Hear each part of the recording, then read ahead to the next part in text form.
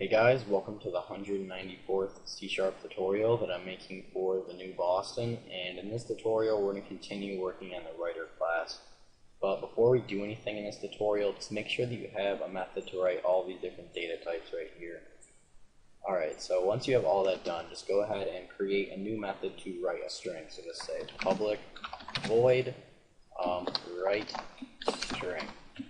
Alright, and then just have the user pass through the string that they want to write. So it's going to say string to write. Alright, and we're just going to use the write method inside of the binary writer class to write our string. So we can just say bw.write, and you'd think we could just pass through the string right here. But if you ever pass through a string just right through this write method inside of this binary writer class, what it's going to do is it's going to write the string, but before it writes the string, it's just going to have a byte with the length of the string. So if we were to write Adam, it would write out A-D-A-M, and then right before it, it would write the length of the string, which is 4, so it would write out 0, 4 right there. So when it goes to read it, it would read 0, 4 and be like, alright, we're going to read 4 characters to get the string. Well, we don't need to do that because in our reader class, we have the user specify how long the string is. So we don't need to write the length of the string before it. That'll just make it all messed up. So what we're going to have to do is convert the string into a character array and write it as a character array. So we're just going to say to write and then convert that into a character array. Alright, and now once we do that, it won't actually write the length of the string before it. It'll just simply write out the characters. Alright, so the next thing we have to do is create a method to write Unicode strings.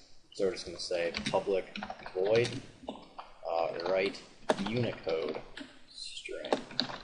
And then we're just going to have the user pass through the Unicode string that they want written. And remember, Unicode strings, each character takes up 2 bytes, and they're used to write strange characters usually, like applications dealing with multiple languages.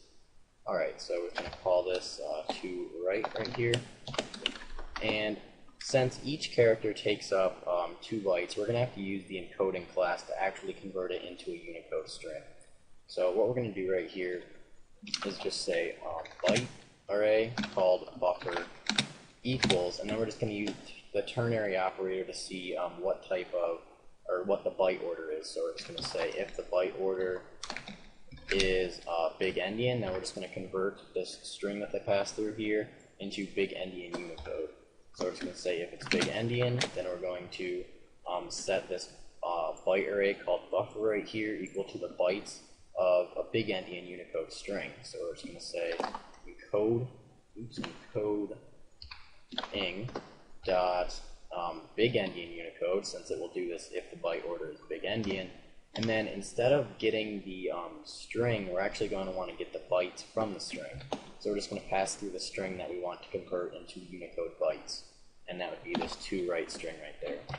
But if it's little endian, then we're going to want to convert it into little endian Unicode. So we're just going to say encoding dot plain old Unicode, which is this little endian Unicode.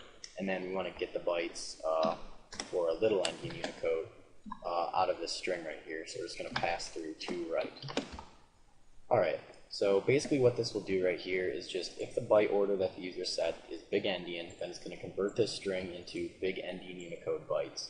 If it's little endian, then it's going to convert this string into little endian Unicode bytes. And now we have this byte array called buffer that's equal to those bytes that we want to write. So we're just going to write them using the write method inside of the binary writer class. So we're just going to pass through that buffer right there. Alright, so now we just have 2 methods to write the 2 different types of strings. So that's pretty much it for this tutorial. So see you guys.